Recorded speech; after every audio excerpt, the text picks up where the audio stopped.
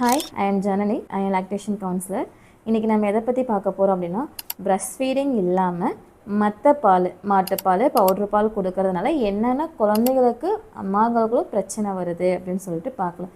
Breast feet இல்லாமல் மற்ற பால் குடிக்கிற குழந்தைங்களுக்கு பார்த்திங்க அப்படின்னா ஜீரண சக்தி கொஞ்சம் கஷ்டமாக இருக்கும். ஜீரண சக்தி இருக்காது.